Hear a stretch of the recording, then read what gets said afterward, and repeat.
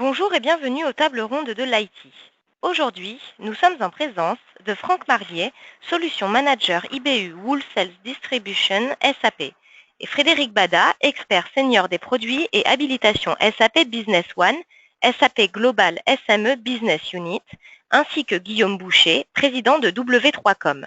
Cette conférence s'intitule SAP Business One et l'agroalimentaire, avec en exclusivité le témoignage de Frédéric Sels du Chalut des Deux Ports, marailleur breton.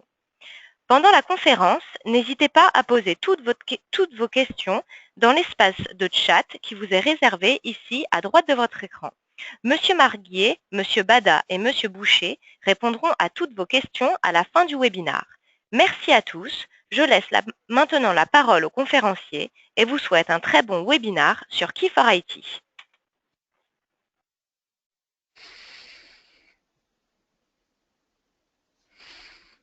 Bonjour, donc Franck Marguier. Je travaille sur la partie agroalimentaire dans le marché business to business chez SAP et je vais vous parler quelques minutes des grandes tendances que l'on entrevoit à la fois plutôt sur la France.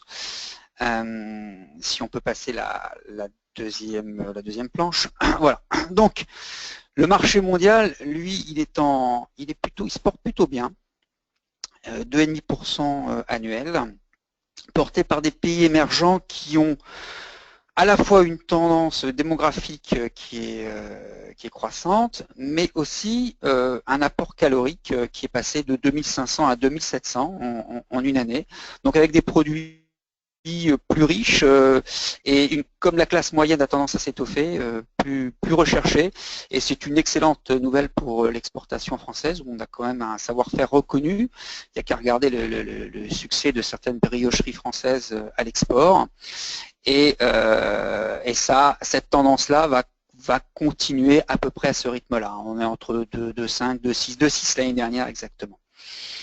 Quant au marché français, lui, il a tendance à se fragmenter, alors, avec des villes qui ont profité de la mondialisation, des très grandes villes, où là, les couples enfin les familles qui y résident, leur dernière envie, c'est d'aller faire les courses le samedi après-midi. Et donc, on voit fleurir des services innovants. Alors, on a eu au début pizza 30 minutes, mais ça a vite évolué vers de la livraison à domicile, qui elle-même commence à évoluer vers d'autres services, comme... Alors, on a Cookonly.fr, qui est une start-up française qui cartonne pas mal, qui permet de choisir ses menus sur Internet et donc de se faire livrer que la partie, de faire vos courses, mais par rapport à un menu que vous avez choisi.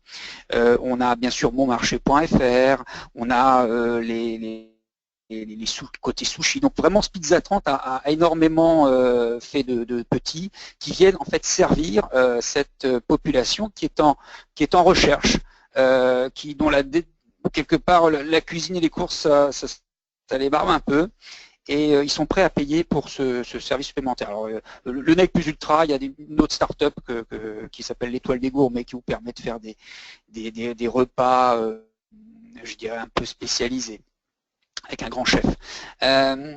Alors, en plus de cette tendance au service, il y a une tendance fruits et légumes, c'est-à-dire que le 5 fruits et légumes par jour a vraiment laissé des traces dans l'inconscient collectif, ainsi que le bio. On a vu notre président de la République qui inaugurait un marché bio. Donc ça, c'est vraiment une tendance de fond, ainsi que cette tendance moins carnivore. Et ça, c'est pas dû à la viande de cheval ou à la grippe aviaire d'il y a quelques années, non. Là, il y a eu vraiment... Sur ces deux crises-là, il y a eu un pic vers le bas et puis on est remonté au même niveau. Là, c'est ce qui a été annoncé par l'OMC, l'OMS il y a quelques mois, comme quoi plus de 50 grammes de viande par jour, c'était plutôt cancérigène. Et du coup, les professionnels de la viande ont vraiment vu une baisse, alors pas énorme, hein, mais sensible et rémanente. C'est-à-dire qu'on a 5% de moins à peu près sur certaines viandes, et ça c'est difficile à rattraper.